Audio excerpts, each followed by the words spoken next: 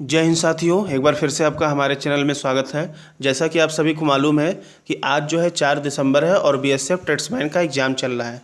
उससे जो first shift में जो जीके जीएस के क्वेश्चन हमको जहां तक बच्चों से मिल पाए थे, एक वीडियो हम ऑलरेडी उसका अपलोड कर चुके हैं और यह जो है आज के पेपर में पूछे गए हिंदी के कुछ क्वेश्चन हैं। जैसे ही हमको और क्वेश्चन अपडेट होंगे हम लेकर आएंगे। यहाँ पर हमको लगभग हिंदी के 10 क्वेश्चन मिले हैं, तो आइए उनकी हम डिटेल यहाँ पर व्याख्या एक बार कर लेते हैं क्या क्या पूछा गया था। तो देखिए, सबसे पहला हिंदी का क्वेश्चन ये पूछा गया था कि चिंतामणि के लेखक कौन हैं। तो देखिए, चिंतामणि के जो लेखक हैं वह हैं आचार्य रामचंद्र शुक्ल। कौन है भाई? आचार्य रामचंद्र शुक्ल। और जो हिंदी साहित्य में काल विभाजन है वो भी आचार्य रामचंद्र शुक्ल के अनुसार चलता है। तो 1939 में ये प्रकाशित हुआ था चिंतामणि। ठीक है, रचित हिंदी का निबंधात्मक समालोचना ग्रंथ है। इस पुस्तक के 4 भाग हैं। फिलहाल आपको इतना नहीं जानना है। चलिए, अगला प्रश्न ये पूछा गया था कि आसरा का तत्सम क्या होगा। तो इसका तत्सम होगा आश्रय। क्या होगा भाई? तत्सम आश्रय होगा। तत्सम संस्कृत के शब्द होते हैं और तद्भव हिंदी के शब्द होते हैं। क्लियर है? आगे देख लीजिए, मीन का पर्यायवाची पूछा गया था। तो ये सारे पर्यायवाची होते हैं। मत्स्य होता है, जलजीवन होता है, सफरी होता है, मकर होता है और मछली होता है। ठीक है, और इसीलिए मीन से एक शब्द बनता है मीनाक्षी।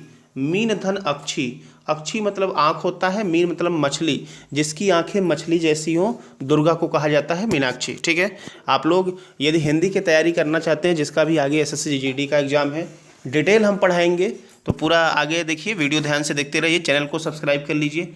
अगला पूछा गया था पुरोहित में उपसर्ग पूछा गया था। देखिए, यहाँ पर पुरोहित लिखा गया है, तो इसमें उपसर्ग आपका पुरः है। इसमें संधि की बात करें तो विसर्ग संधि का प्रयोग हुआ है। पुरोहित का अर्थ होता है धार्मिक। ठीक है, पुरः धनहित, धार्मिक कर्म संपन्न करने वाला योजक कहते हैं। ठीक है, पुरोहित के पर्यायवाची शब्द हैं ब्राह्मण कहते हैं, द्विज कहते हैं, विप्र कहते हैं, वेदज्ञ कहते हैं।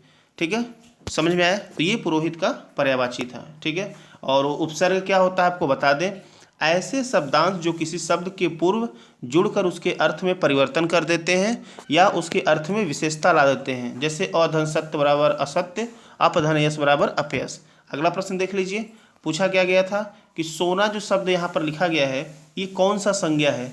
तो देखिए, किसी द्रव्य धातु पदार्थ सामग्री का बोध हो रहा होता है, तो यहाँ पर सोना जो है आपका द्रव्यवाचक संज्ञा है। क्लियर है?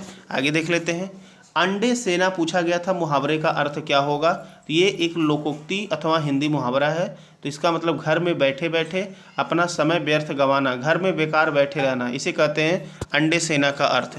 ठीक है, इतने हमको हिंदी के क्वेश्चन मिले थे। जैसे ही और क्वेश्चन मिलते हैं हम आपके सामने तुरंत लेकर उपस्थित होते हैं, सेकंड शिफ्ट के भी डिटेल एनालिसिस के साथ, और फर्स्ट शिफ्ट में जो भी प्रश्न छूटे होंगे उनकी भी चर्चा करेंगे। आप चैनल को सब्सक्राइब करके रखें और अपने सभी फ्रेंड्स के साथ शेयर कर दें। धन्यवाद।